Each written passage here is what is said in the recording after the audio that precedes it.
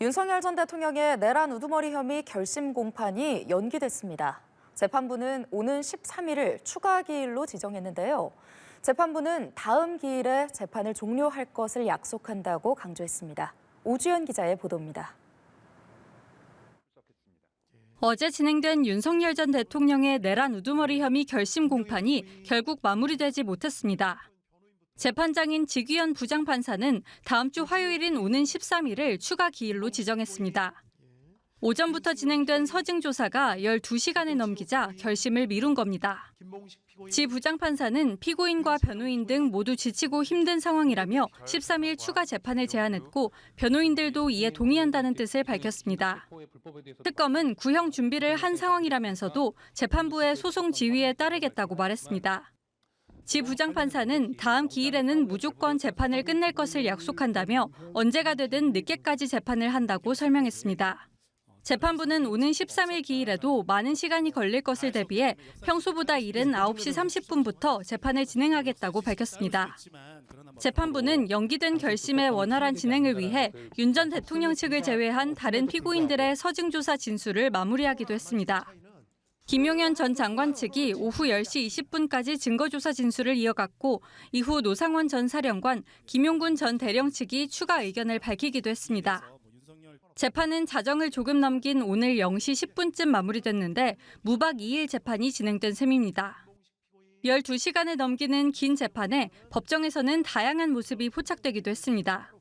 윤 전 대통령은 재판 초반 변호인과 이야기를 나누기도 했지만 늦은 시간까지 법정에 있으면서 눈을 감고 조는 모습을 보였습니다.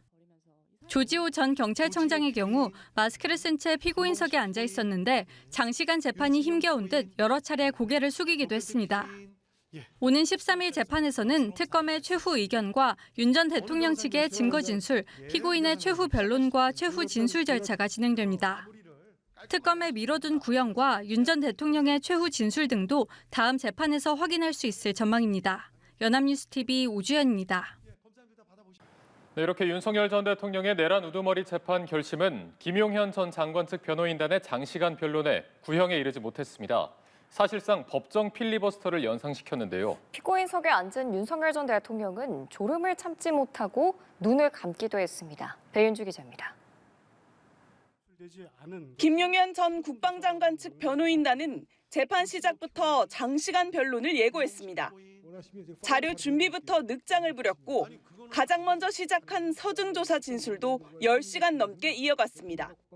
휴정 시간을 제외하고 약 13시간가량 이어진 증거조사의 대부분을 김 전 장관 측 변호인단이 쓴 겁니다. 지규현 재판부는 사실상 발언 시간에 제한을 두지 않았고 김 전 장관 측 변호인단의 무제한 변론은 국회 필리버스터를 연상케 했습니다. 변호사님들 따로 시간 제약을 하거나 그러지는 않는데 가급적 중복되는 것만 없이 좀 이렇게 진행해 주시면 좋겠습니다. 오늘 굉장히 밤 늦게 끝날 수도 있으니까. 늘어지는 변론에 특검 측이 발언 속도라도 높여달라고 요구하자 김 전 장관 측 권우현 변호사는 혀가 짧아 빨리 하면 혀가 꼬인다고 받아치기도 했습니다. 변호인단의 지연 전략에 밤늦게까지 재판이 이어졌고 법정 곳곳에선 다양한 상황이 포착됐습니다. 재판 초반 변호인과 대화하며 웃음을 보였던 윤 전 대통령은 피고인석에 앉아 있는 시간이 길어지자 눈을 감고 조는 듯한 모습을 보였습니다. 잠시 휴식을 취하러 법정 밖으로 나가기도 했습니다. 투병 중인 조지호 전 경찰청장은 마스크를 쓴 채 자리를 지켰는데 재판 중간 고개를 숙이며 힘들어하다 책상에 엎드리기도 했습니다. 김 전 장관 측 변론이 끝나지 않자 재판부는 진짜 피고인들을 위한 건지 모르겠다며 추가 기일을 제안했고 변호인단 협의를 거쳐 오는 13일에 결심 공판을 다시 열기로 했습니다. 김 전 장관 측 변호인단은 추가 기일이 결정된 뒤에도 약 1시간가량 변론을 이어갔고 재판은 자정을 넘겨서야 끝났습니다. 연합뉴스TV 배윤주입니다. 네, 전해드린 것처럼 어제 윤석열 전 대통령 등 피고인 8명의 내란 사건 결심 공판이 늦은 밤까지 진행됐지만 특검 구형도 하지 못하고 끝났습니다. 관련 내용 홍정석 변호사와 함께 정리해 보겠습니다. 어서 오세요. 안녕하세요. 네, 자 당초에 밤 사이에는 그래도 결론이 좀 나오지 않을까라는 예상도 있었는데 결국에는 구형도 하지 못하고 끝이 났거든요. 네. 뭐 법정판 필리버스터다 이런 얘기도 나오고 있는데 이렇게 이례적으로 늦어지게 된 이유는 어떻게 보고 계십니까? 예, 처음부터 변호인단이 이제 그 재판의 이목을 끌고 여론을 형성하기 위해서 처음부터 이런 재판 지연 전략을 수립하고 실행한 것이 아닌가 이런 생각을 처음부터 해볼 수 있을 것 같습니다. 예. 재판부가 여기에 약간 말린 것이 아닌가 이런 생각이 드는데요. 재판장은 이제 방어권 보장을 충분히 보장해 주기 위해서 증거 조사 시간에 대한 제한을 두지 않겠다. 사실 재판부는 형사소송법에 의해서 이 재판 진행에 대해서 충분히 제어를 할 수가 있습니다. 그렇지만 방어권 보장을 최대한 해준다는 차원에서 증거 조사에 대한 시간을 제한하지 않았고 그렇게 되면 변호인단이 여기에 협조를 해서 중복되는 부분은 최대한 자제할 것으로 봤지만 예. 그 예상이 빗나갔고 김용현 전 장관의 증거 조사만으로도 거의 하루가 다 흘러갔습니다. 예. 말씀하신 것처럼 구형이 못 이루어진 것뿐만 아니라 윤석열 전 대통령의 증거 조사도 지금 이루어지지 못했기 때문에 네. 추가로 잡힌 기일이 13일인데요. 13일에도 이렇게 장시간의 증거 조사가 처음에 이루어질 것으로 보이고 구형은 그날도 늦게나마 이루어질 수 있을지도 지켜봐야 될 것 같습니다. 그러니까 어제 재판을 끝내려던 의지를 강하게 보였던 재판부가 한 발 물러선 건데 그럼 말씀 주신 것처럼 13일로 미뤄진 결심 공판도 뭐 자정까지 계속될 수 있다라고 예상을 해볼 수 있을까요? 예, 어제 사례를 이제 비춰보면요. 윤석열 전 대통령 측의 변호인단이 훨씬 많고 사실 내란 수개죄로 지금 기소가 된 예. 부분이기 때문에 시간이 더 길면 길었지 짧지는 않을 것 같습니다. 그렇다면 어제보다 조사 시간이 더 길어진다면 구형까지 가는데도 거의 밤 늦게 아니면 또 밤을 넘겨서까지 이루어진다면 그날도 구형이 이루어질 수 있을지 그것도 관전 포인트가 될 수 있을 것 같습니다. 네, 사실 이게 전직 대통령 등을 상대로 한 역사적 의미가 있는 재판인데 윤 전 대통령 같은 경우는 이제 이게 워낙 장시간 진행되다 보니까 꾸벅꾸벅 조는 듯한 모습도 보였거든요. 그래서 재판장이 좀 나가서 바람을 쐬고 와도 괜찮다 이렇게 말하기도 했는데 글쎄요, 전반적인 분위기가 좀 이례적으로 진행이 된 건지 어떻게 보셨습니까? 이런 재판은 이제 제가 뭐 변호사 생활을 짧게 한 건 아닌데 본 적도 없고 앞으로도 볼 일이 있을지 모르겠습니다. 그리고 가장 중요한 것은 형사재판에서 피고인의 방어권 보장과 피고인을 위한 재판이 돼야 되거든요. 그런데 이 변호인들의 어제의 증거 조사를 보면 피고인들조차 체력적인 부분에 대한 부담을 느껴서 저렇게 졸거나 아니면 밖에서 바람을 쐬고 오라는 재판장의 말이 나올 때까지 그렇게까지 증거 조사를 한다는 것이 과연 피고인을 위한 재판이 맞는 것인지 한번 생각해 볼 필요가 있을 것 같고요. 예. 이런 부분은 사실 이런 방송에 대한 이런 생방송으로 이제 이게 중계가 되지 않았습니까?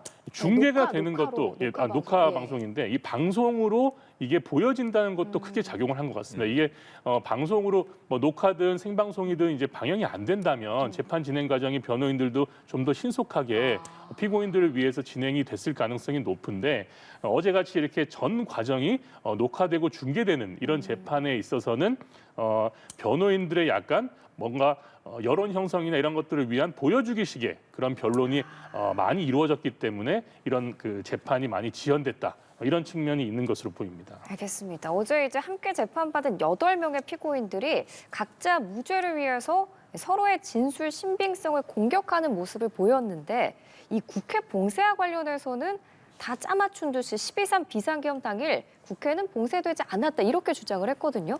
이거는 그럼 내란 혐의 성립의 핵심으로 꼽히는 쟁점이기 때문에 그런 걸까요?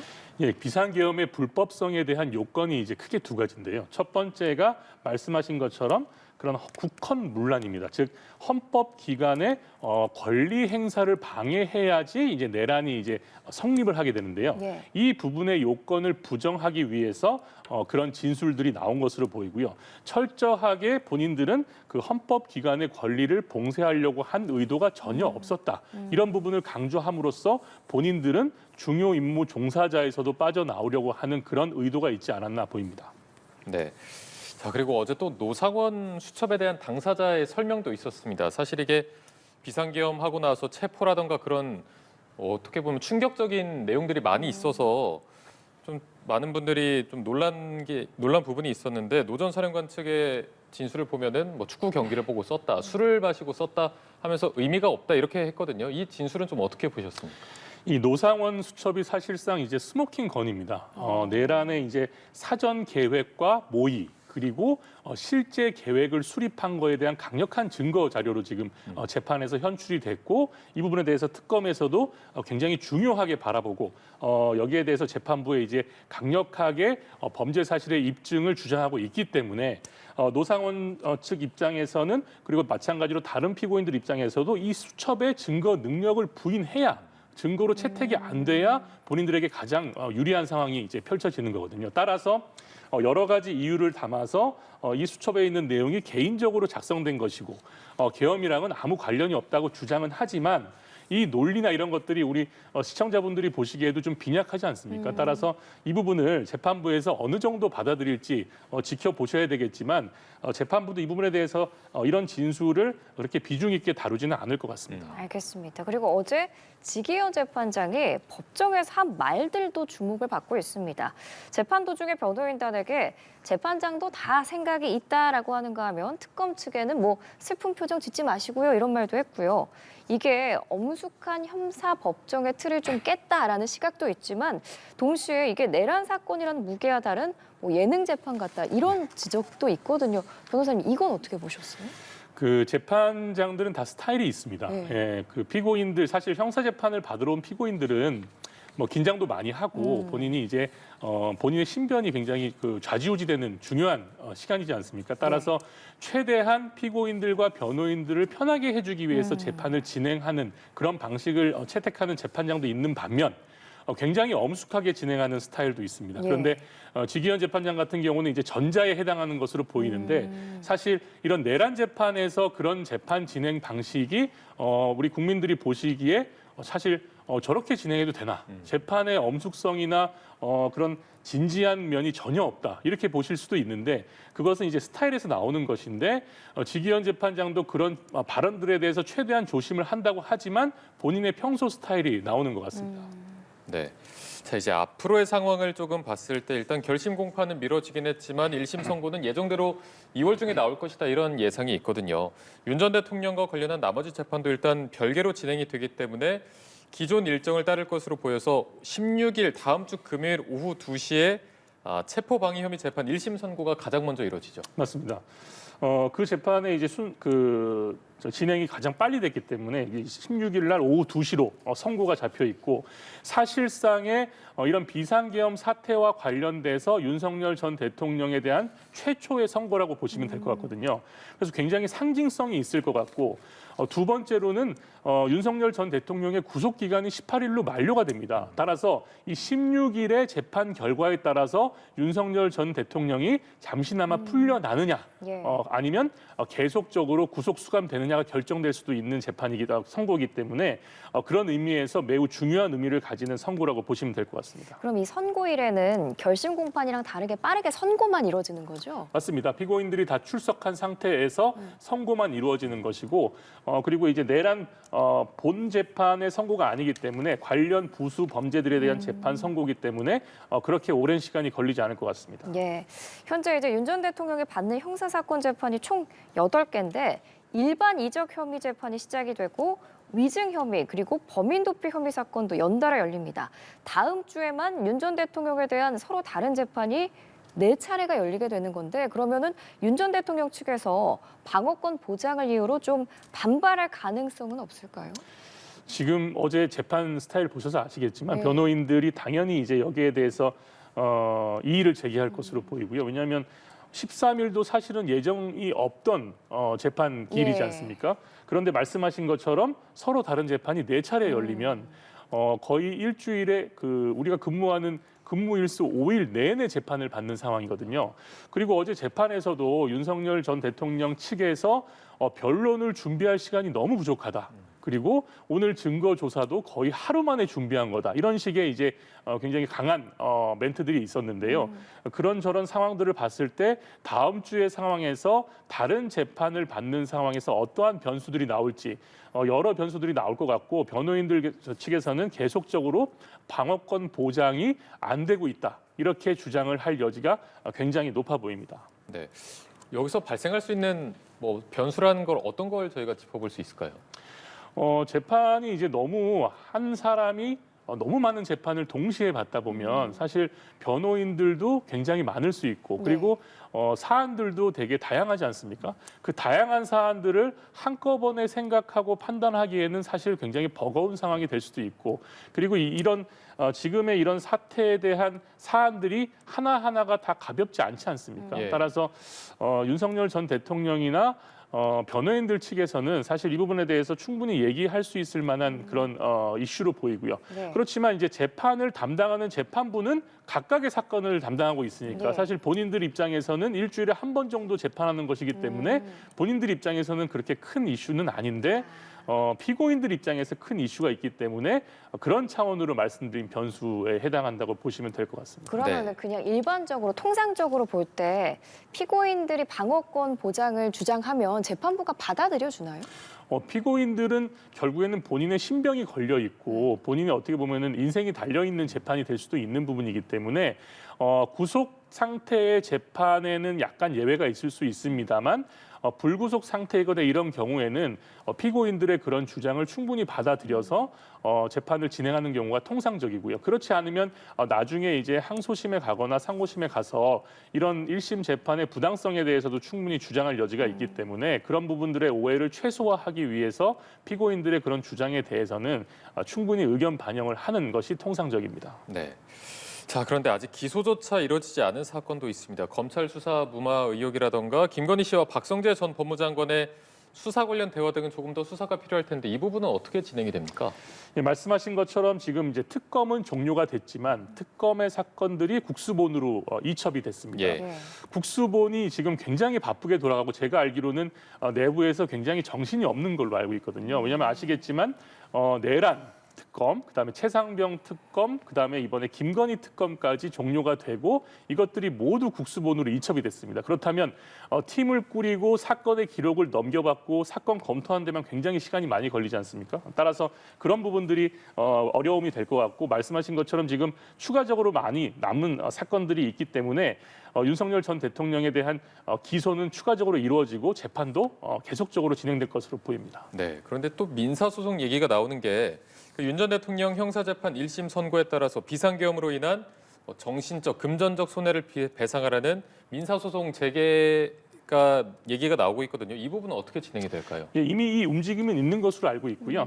말씀하신 것처럼 민사재판에서 사실 형사재판에서의 그런 위법에 대한 선고는 굉장히 강력한 증거가 됩니다. 따라서 민사재판을 하기 위해서 기다리고 있는 그런 인원들이 굉장히 많을 것 같고 이번에 1심 선고로 인해서 민사소송이 굉장히 본물같이 많이 발생할 것으로 예상해 볼 수 있을 것 같습니다. 예, 알겠습니다. 오늘 말씀 여기까지 듣겠습니다. 홍정석 변호사와 함께했습니다. 말씀 잘 들었습니다. 감사합니다. 네, 내란 피고인들에 대한 구형조차 내리지 못한 건 피고인 측 변호인단이 발언을 쏟아내면서 기약 없는 시간을 썼기 때문입니다. 법원 안팎에선 변호인단의 이 같은 재판 지연 전략이 결코 유리하지만은 않을 거란 관측을 내놓고 있습니다. 이채연 기자입니다. 김용현 전 장관 측 변호인단이 발언을 이어간 시간은 무려 8시간. 휴정 시간 등까지 합치면 10시간 반 가까이 됩니다. 전체 내란 피고인 8명 가운데 단 한 명의 서증 조사를 위해 말 그대로 하루 종일 소요된 겁니다. 시간을 제한하자는 게 아니라 읽는 속도만 좀 더 빨리 해주시면 알겠습니다. 좋을 것 같습니다. 다른 분들도 다 기다리고 계시니까. 제가 빨리 하면 혀가 짧아서 말이 꼬입니다. 통상 서증 조사에선 한 피고인당 많아도 1시간을 넘기지 않는 게 관례인데 구형과 선고를 코앞에 두고 본인들의 권리를 기술로 쓰고 있다는 지적이 나오는 상황. 결과적으로 이런 전략은 피고인에게 유리하지만은 않다는 분석입니다. 계속해서 동일한 내용을 반복하는 것이 오히려 피고인에게 도움이 되지 않을 수도 있다. 이 부분이 양형에 있어서 재판 지연의 목적이 있었다는 부분이 참작이 될 여지 다분히 있어 보입니다. 선고 연기를 노린 행태라는 지적이 나오는데 결과적으로 다음 달로 예정되는 1심 선고 일정엔 큰 영향을 미치긴 어렵다는 평가가 많습니다. 재판부가 변호인단을 제지했어야 한다는 목소리도 나옵니다. 방어권 보장이나 이런 거를 충분히 해줬기 때문에 마지막까지도 상대방의 변론권을 최대한 보장해서 그런 절차적 시비에 휘말리지 않으려고 하는 것으로 보입니다. 오는 13일에도 윤 전 대통령 측 변호인단의 장시간 발언이 예상되지만 재판부가 다음 기일에는 무조건 끝내야 한다고 못 박은 만큼 사형과 무기징역을 두고 고심해온 특검팀의 구형량이 공개될 전망입니다. 연합뉴스TV 이채연입니다. 네, 고위공직자범죄수사처의 체포영장 집행을 방해한 혐의로 기소된 윤석열 전 대통령 측이 오는 16일 선고를 앞두고 재판부에 변론 재개를 요청했습니다.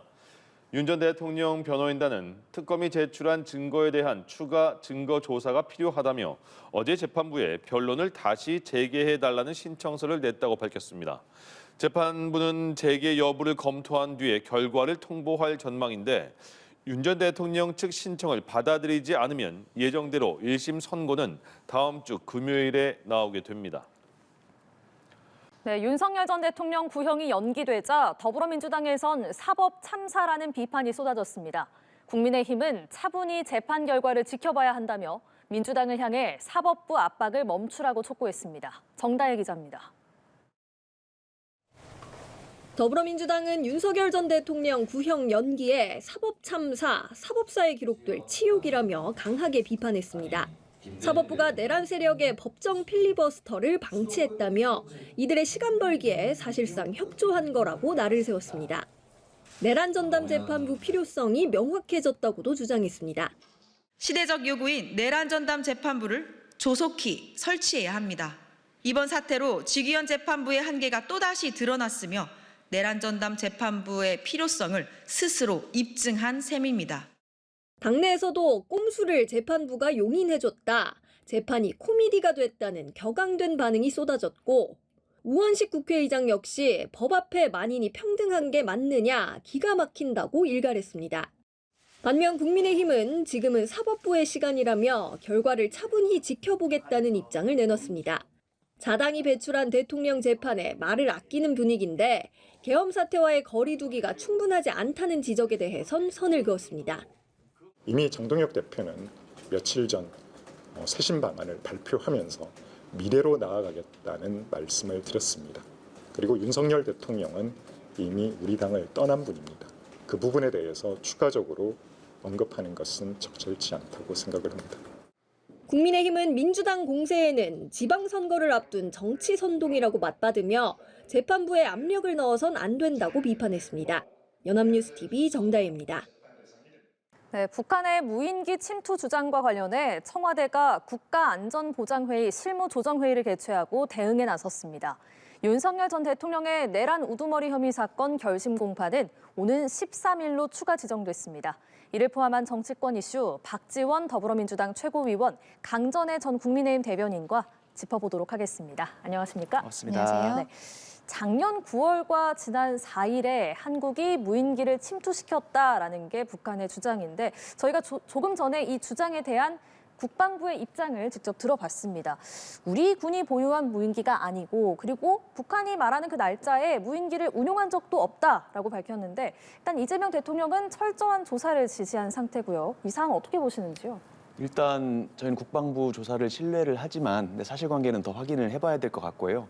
그러면 북한이 작년 9월에도 이런 일이 있었다라고 주장을 하는데 왜 그 당시에는 그 시점에는 이야기를 하지 않고 지금 와서 이런 발언을 하는지 경위는 따져볼 필요가 있겠죠. 사실 아직은 밝혀진 것이 많지 않다 보니까 추측을 할 수밖에 없는데 아마도 많이들 예상하기로는 최근에 이재명 대통령의 방중으로 인해서 한중 관계가 복원이 될 가능성이 높아지면서 이것을 불편하게 느낀 북한에서 도발을 하고 있는 것이 아닌가라는 분석도 있는 것 같습니다. 예, 그러니까 정말 그렇네요. 작년 9월에 있었다면은 왜 그때 문제를 제기하지 않고 이번에 얘기를 했을까 이런 생각도 드는데 강전혜 전 대변인께서는 북한이 이런 주장을 하는 배경 어떻게 보십니까? 저는 지금 최고위원께서 말씀하신 것과 좀 반대되는 생각인데요. 오히려 북한이 지금 우리와 중국과의 관계가 가까워지는 것에 대한 우려라기보다는 우리 쪽에 대한 어떠한 정권에 대해서 낮게 보고 있는 이런 것들이 있는 것이 아닌가라고 생각을 합니다. 이번에 방중을 했을 때 이재명 대통령께서 하셨던 이야기를 보면요. 우리가 군사적 공격 행위를 해서 북한이 불안했을 것이다. 이런 얘기를 했어요. 그리고 북핵에 대해서도 우리가 포기하라고 해서 북한이 포기하겠느냐. 이런 이야기들을 했었다라는 것이죠. 과거에도 정동영 통일부 장관이 했던 이야기가 우리 국군의 그 실탄 사격 훈련 금지를 검토하겠다. 이런 이야기를 했습니다. 결국에는 지금 북측에서 보기에는 우리 대한민국의 정권, 군을 굉장히 우습게 보기 때문에 이번 정권으로 바뀐 이후 9월과 올해 1월을 콕 집어서 이야기하고 있는 것이 아닌가라고 생각을 하고요. 아마 북한 측에서도 지금 윤석열 전 대통령이 외환 혐의로서 재판을 받고 있다는 것, 이런 것에 대해서는 충분히 인지하고 있다고 생각을 합니다. 어떻게 보면은 남측의 혼란을 만들기 위해서 이러한 이야기를 지금 꺼낸 것이 아닌가라고도 생각합니다. 예, 북한에서 우리 정부를 좀 낮게 보는 것이 아니냐라고 말씀을 해주셨는데 어떤 입장이세요? 낮게 본다기보다는 혼란을 일으키려고 하는 것이 맞다라는 그 부분은 전 동의를 하거든요. 그러니까 북한이 어떤 도발을 할 때는 사실 그것이 심리전이나 선전전으로 활용될 가능성을 우리가 늘 생각을 하고 있어야 되고 또는 북한 대내적으로 어떤 결속을 위해서 하는 경우도 있고 북한의 여러 가지 정략적인 이해관계에 따라서 발언들이 이루어지는데 이제 지금 현재로서는 북한이 정확히 어떤 의도에서 했는지를 저희가 알 수는 없지만 아마도 제가 말씀드리고 싶은 건 지금 현재 국민의힘 측에서 이거를 자꾸 정쟁에 활용을 해서 뭔가 북한이 우리를 우습게 보고 있다든지 아니면은 우리도 외환죄로 뭐 이재명 대통령이 수사받으라든지 이런 정치 공세로 활용이 되는 것 자체가 북한에서 의도하는 국내에 혼란을 일으키기 위한 결과를 만드는 것이라고 생각합니다. 네, 박지원 최고께서 언급을 하신 것처럼 국민의힘에서는 이런 얘기도 합니다. 민주당 논리라면 이재명 대통령도 외환죄 수사와 재판 대상이다 이런 얘기도 하는데 어떻게 생각하세요? 그렇죠. 윤석열 전 대통령의 탄핵 심판 과정에서도 외환죄에 대한 이야기들이 있었고 이번에도 결국 특검에서 일반이적죄로서 기소를 한 부분들이 있습니다. 그게 북한으로 무인기를 보내서 교전을 유발한 것이 아니냐 이런 이야기를 하고 있는 거거든요. 근데 오늘 우리 정부에서 나온 발표를 보면은요. 해당 일자에 무인기를 운용한 적 없다라고 했어요. 무인기 자체를 운용한 적 없다가 아니라 지금 북한에서 이야기하고 있는 그 날짜가 아니라고 이야기를 하는 겁니다. 그렇다면은 다른 날짜에는 무인기를 보냈다라는 것을 저는 자백한 것이 아닌가라고 생각을 하고 또 사진이라든지 이런 것들을 보았을 때 상황을 보면은 우리 군에서 쓰고 있는 무인기가 아니다라고 이야기를 하고 있거든요. 그렇다면 다른 형태의 무인기는 쓰고 있다라고 볼 수밖에 없는 상황이 아닌가라고 보입니다. 지금 민주당에서 그동안 윤석열 전 대통령의 탄핵 심판 과정 그리고 저희 국민의힘을 어떤 내란 공범으로서 이야기를 하는 프레임을 만들 때 북한과의 어떤 내통 이런 것들도 계속 이야기를 했었던 거거든요. 그런데 본인들이 지금 하고 있는 모습들은 어떻게 보면 안보를 위한 행위고 윤석열 전 대통령의 그 정권에서 했었던 것은 외환 행위라고 이야기를 하는 것인지 그 부분에 대해서 명확히 밝혀야 된다라고 말씀드리는 겁니다. 예, 민주당의 반론도 듣겠습니다. 너무 두 사안을 똑같이 본다는 게 너무 재미있는데요. 무인기를 운용한다고 해서 지금 물론 이 사안에 있어서는 국방부가 아니라고 했지만 설사 운용을 했다고 해서 그것이 외환죄가 되는 게 아니죠. 그러니까 윤석열 정부의 경우에는 이미 여인영 방첩사령관 메모를 통해서 저강도 드론 분쟁을 일상화하겠다. 뭐 핵시설이라든지 이런 것들을 타격을 해서 북한이 도발을 대응할 수밖에 없도록 만들겠다. 그렇게 해서 미니멈으로는 안보 위기를 조성하고 맥시멈으로는 노아의 홍수라는 표현을 썼었죠. 그렇게 해서 안보 위기 상황을 조장을 해서 그것을 비상계엄의 명분으로 삼겠다라고 하는 일련의 과정들이 있었지 않습니까?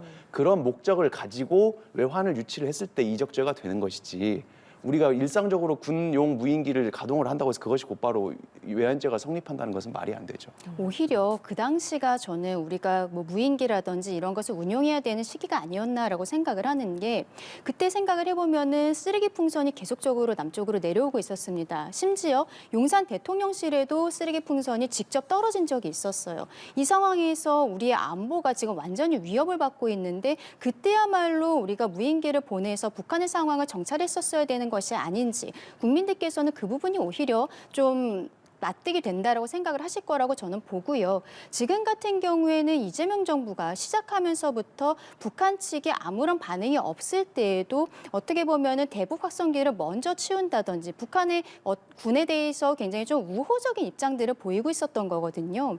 그런데도 지금 북한 측에서 작년 9월과 올해 1월, 그러니까 이재명 정부의 시절에 대해서 문제 제기를 하고 있다는 것은 결국에는 다시 말씀드리지만 우리 정권과 군에 대해서 우습게 보고 있다, 이렇게 볼 수밖에 없을 것 같습니다. 예, 네, 하실 말씀 있으십니까? 똑같은 얘기인데요. 외환죄는 전형적인 물타기인 것 같고 지금 국방부에서 우리가 당시에 무인기 운용하지 않았다라고 확인을 했음에도 불구하고 자꾸만 이런 문제를 제기를 하는 것은 북한이 펼치는 심리전이나 선전전에 오히려 국민의 힘이 말려들고 있다. 이렇게 해서 국민들로부터 혼란을 줘서는 안 된다, 이렇게 생각합니다. 네, 알겠습니다. 자, 어제는 윤석열 전 대통령의 내란 사건 결심 공판일이었습니다. 근데 법정 필리버스터를 정말 떠올리게 하는 김용현 전 장관 측의 아주 긴 서증 조사가 있었고요. 결국 특검의 구형은 13일로 연기가 됐습니다.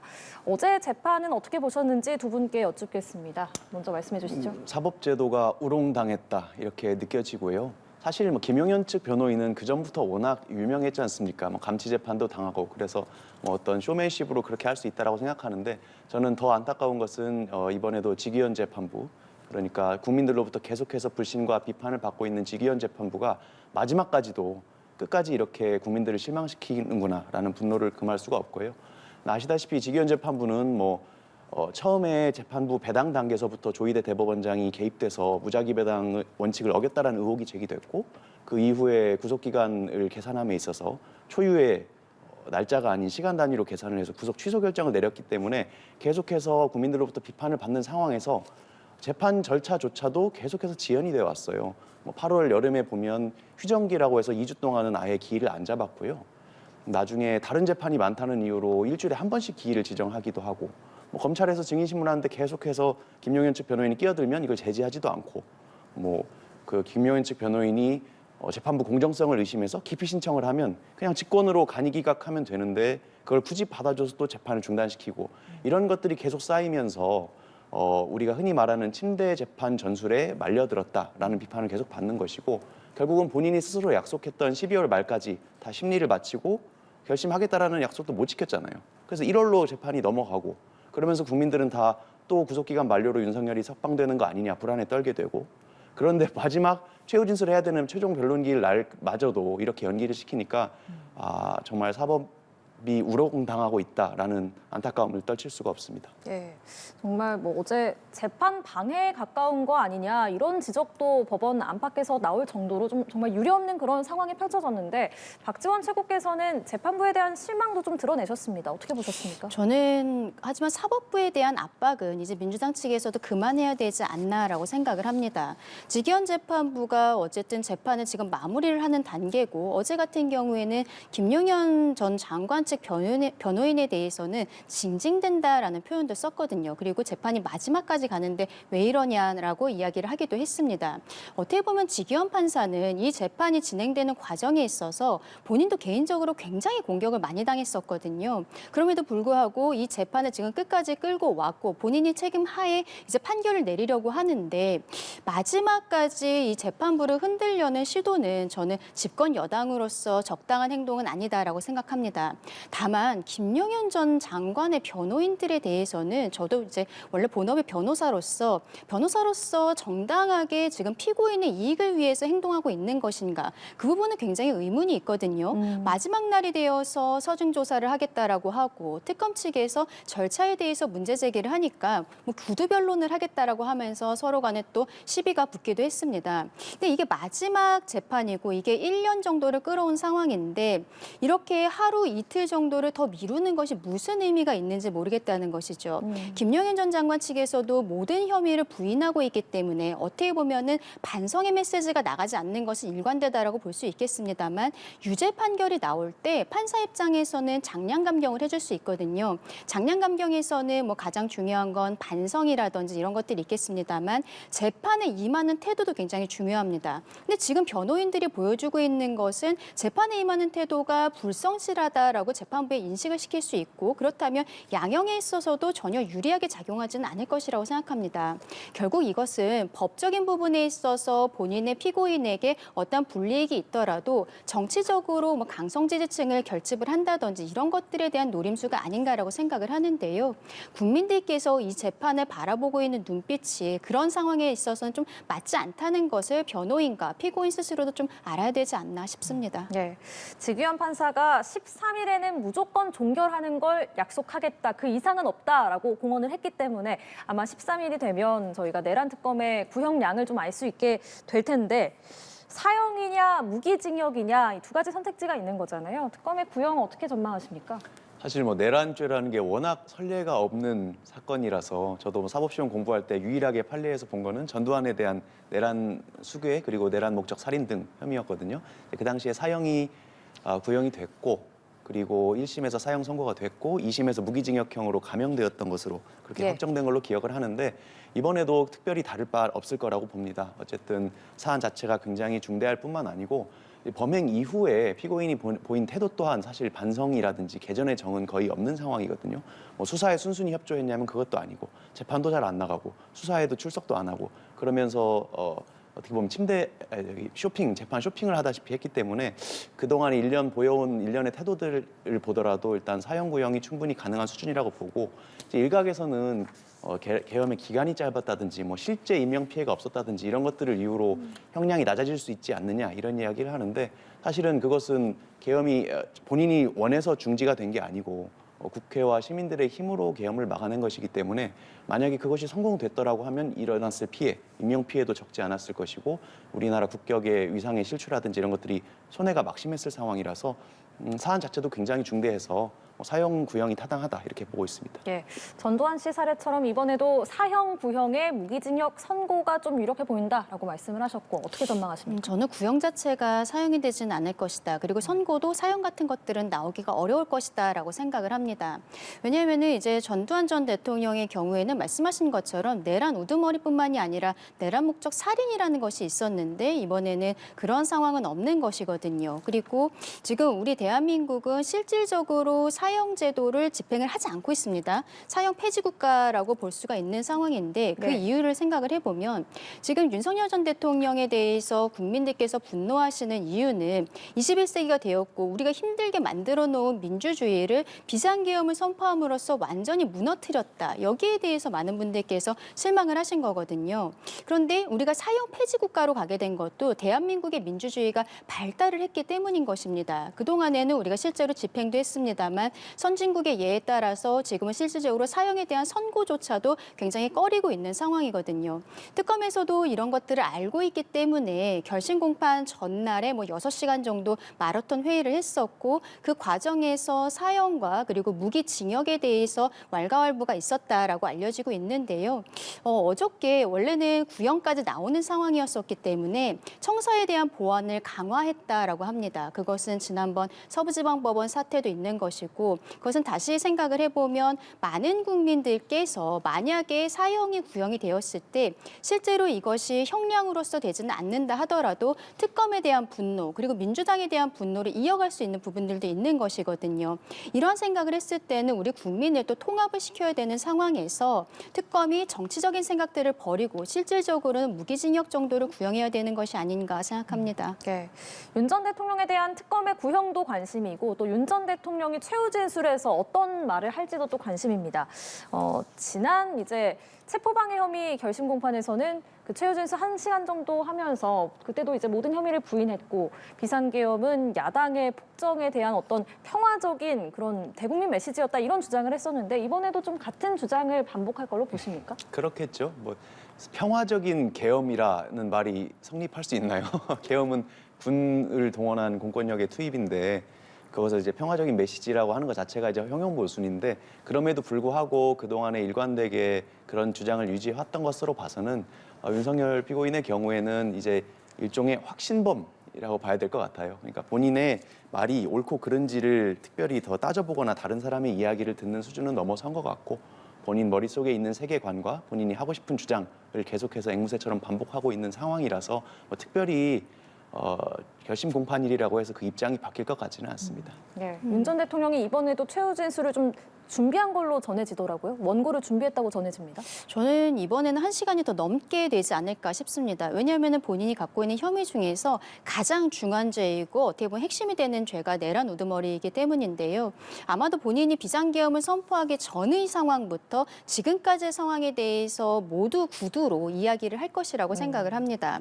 특히 헌법재판소에서 탄핵이 인용이 되었을 때 그때 탄핵이 인용됐음에도 불구하고 그 결정문 내용에서 야당의 폭주에 대해서 분명히 짚었던 부분이 있거든요. 줄탄핵이라든지 예산안 정국으로 인해서 대통령이었던 윤석열 피고인이 굉장히 좀 압박감을 느꼈을 것으로 보인다라는 문구가 있어서 이 부분에 대해서 좀 강조를 하지 않을까 싶습니다. 왜냐하면 윤석열 전 대통령도 모든 혐의에 대해서 부인을 하고 있지만 이게 야당의 압박이 있었다라는 것은 양형에 있어서의 참작 사유가 될 수 있다는 판단도 있을 수 있다라고 생각을 하거든요. 그리고 지금 내란죄라는 것이 성립하기 위해서는 국가 권력에 대한 찬탈이 있어야 되는데 예전에 전두환 전 대통령은 군부에 있었을 때 본인이 내란 행위를 했었던 것이고 윤석열 전 대통령 같은 경우에는 이미 본인 스스로가 국가 권력의 정점에 있는 대통령의 위치에 있었던 사람입니다. 그렇기 때문에 지금 특검 입장에서도 윤석열 전 대통령이 영구 집권을 원했던 것이 아니냐 이렇게 지금 혐의를 만들고 있는데 본인은 이것이 그런 것이 아니라 영구 집권 같은 것이 아니라 야당의 폭주 같은 것을 막기 위한 부분이었다라는 것에 대해서도 강조를 하게 되지 않을까 그렇게 생각합니다. 네, 알겠습니다.